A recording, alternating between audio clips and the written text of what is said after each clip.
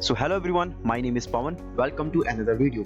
So in this question we have another interesting question, that is limit t tends to 0, 1 to the power 1 upon sin square t plus 2 to the power 1 upon sin square t plus up to n to the power 1 upon sin square t and whole to the power sin square t. And there are 4 options you can see here. हमें बताना है कि इसकी limit क्या है। बहुत बढ़िया सवाल है, मेरे हिसाब से बहुत बढ़िया सवाल है। इसका जो डिफिकल्टी लेवल है अगर मैं आपको बताऊं, ज़्यादा डिफिकल्ट नहीं है, लेवल 2 का ये सवाल है, राइट, लेवल 2 का ये सवाल है।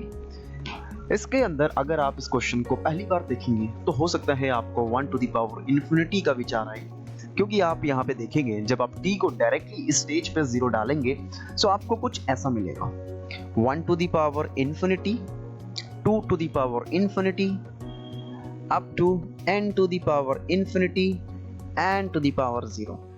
आपको कुछ ऐसा मिलेगा और आपको देख के यहाँ पे लग भी रहा है कि जो हमें 7 इनडिटर्मिनेट फॉर्म्स पता है उनमें से यहाँ पे कुछ भी नहीं बन रहा, यानी कि डायरेक्टली तो हम किसी भी इनडिटर्मिनेट फॉर्म पर नहीं आ रहे, राइट। दैट मीन्स हम कुछ यहाँ पे कर भी नहीं सकते डायरेक्टली, तो यहाँ पे करे तो करे क्या। तो बच्चों देखो यहाँ पे जो आपका पहला स्टेप होना चाहिए वो क्या होना चाहिए, राइट। अगर आपको इस सवाल को क्रैक करना है, क्या करो आप, सबसे पहले ये जो आपको यहाँ पे टोटल कितनी टर्म्स है, n टर्म्स है भाई, 1 2 3 अप टू n तक होंगी ना, टोटल कितनी टर्म्स है, n। आप क्या करो, यहाँ पे जो बिगेस्ट टर्म है, बिगेस्ट टर्म तो यही है ना, n वाली, यस और नो।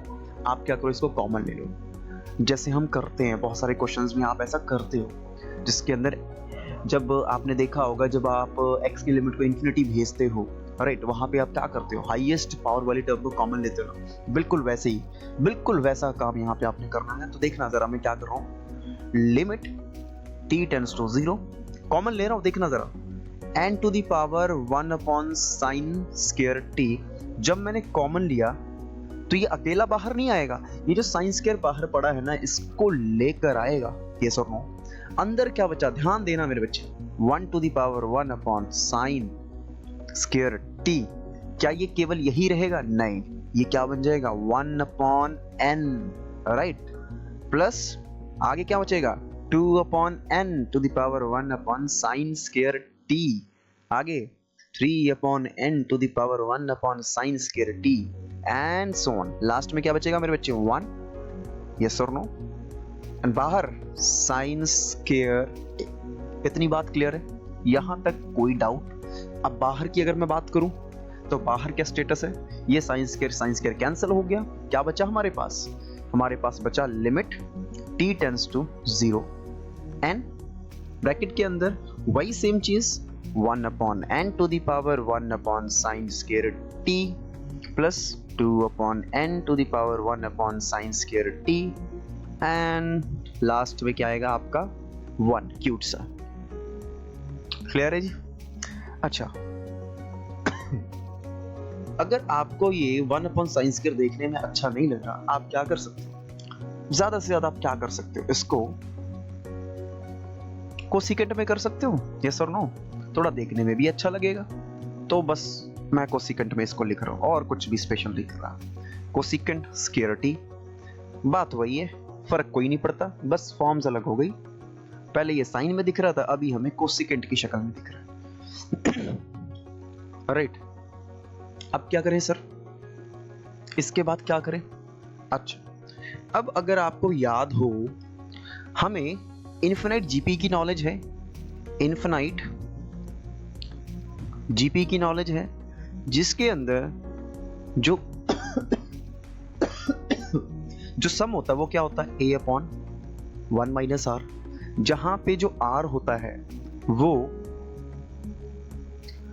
वो क्या होता है, -1 और 1 के बीच में होता है, ठीक है, इतनी बात तो आपको पता ही है। चलो but for your kind information, ये जस्ट आपकी नॉलेज के लिए था, ये यहाँ पे यूज नहीं होगा, बट यूज क्या होगा वो जरा देखना, नोटिस करना, यहां पे जो 1 अपॉन n है, यहां पे जो 1 अपॉन n है, n की वैल्यू अगर 1 से बड़ी है तो ये 1 से छोटी है। सिमिलरली 2 अपॉन n, n की वैल्यू अगर 2 से बड़ी है तो ये 1 से छोटी है। इसी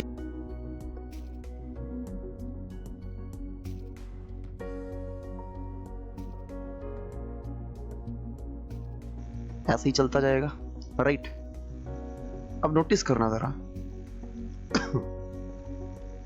अगर 1/n की पावर मैं इंफिनिटी भेज दूं, 1/n की पावर इंफिनिटी भेज दूं, क्योंकि अंदर जो चीज बैठी है वो 1 से छोटी है, तो जीपी इनफिनिट जीपी के अंदर जब हम करते हैं ऐसा, तो वहां पे क्या मिलता है, ये पूरी की पूरी जो चीज है वो जीरो को भागती है। इसी तरीके से 2/n to the power infinity, क्योंकि अंदर वाली चीज 1 से छोटी है, for higher n it will tend to 0. Similarly 3/n to the power infinity will tend to 0. That means इस 1 से पहले जितने भी टर्म्स हैं आपके पास वो सारी की सारी 1 से छोटी हैं, और जैसे ही आप t को 0 भेजेंगे ये ऊपर वाली चीज इंफिनिटी को भागेगी, बिकॉज कोसिकेंट, एक सेकेंड इसका कलर चेंज कर लूं, दिख नहीं रहा होगा आपको, कोसिकेंट, जो कोसिकेंट जीरो होता है वो क्या होता है, इंफिनिटी होता है या नहीं होता, राइट। तो बस 1 से छोटी टू द पावर इंफिनिटी 0 गई, ये भी 0 गई, जितनी भी n-1 टर्म्स होंगी सारी की सारी क्या बन जाएंगी, all will be 0 up to कहां तक, n-1/n to the power infinity, ये सारी की सारी जो टर्म्स हैं आपकी क्या बन जाएंगे, 0 बन जाएंगे। So ultimately at the end मेरे पास क्या बचेगा मेरे बच्चे, t टेंड्स टू 0, n, देखना जरा नोटिस करना, n तो सेफ है, मैं क्या करता हूं इसको n को बाहर रख लेता हूं, n को बाहर रख लिया, अंदर ये जो एक्सप्रेशन है ना, अंदर ये जो एक्सप्रेशन है इसके साथ हमने खेलना है, इसके साथ हमने खेलना है, देखना कैसे, मैंने क्या बोला, ये सारी की सारी 0 हो गई, दैट मींस क्या बचा हमारे पास, हमारे पास बचा n, अंदर 0 0 0, कहां तक, n-1 टर्म्स तक 0, ये सारी की सारी n-1 टाइम्स, यस और नो, लास्ट में 1 तो रहेगा ही, 1 का कोई क्या बिगाड़ेगा। अच्छा, साइन स्क्वायर t जब 0 पड़ेगा तो ये चीज 0 बनी, और अपने को पता है 1 टू दी पावर क्या होगा, 0 ही होगा, या कोई भी नॉन जीरो नंबर उसकी पावर 0 1 होगा ना, सॉरी मैंने 0 बोल दिया, सॉरी, 1 टू दी पावर 0 या कोई भी नॉन जीरो नंबर की पावर अगर 0 करेंगे तो आंसर क्या आएगा, 1। सो इसके अनुसार हमारे पास बचा क्या है, n, दैट मींस इस सवाल का जवाब क्या आएगा, n आएगा बेटा, n, option number B is the correct. That means अगर आप देखें इस सवाल के अंदर बहुत कुछ खास नहीं है, इसके अंदर बहुत कुछ लिमिट का इस्तेमाल नहीं हुआ, आपको इतनी सी नॉलेज है कि अगर जो रेशो है अगर वो -1 और 1 के बीच बीच में है, अगर वो -1 और 1 के बीच बीच में है तो उसकी पावर्स अगर इंफिनिटी को भागे तो पूरा का पूरा जो आपका एक्सप्रेशन है वो 0 को भागती है, ठीक है। बस इतनी सी नॉलेज काफी है इस सवाल को क्रैक करने के लिए। सो आई होप बच्चों आपको ये सॉल्यूशन समझ आया होगा।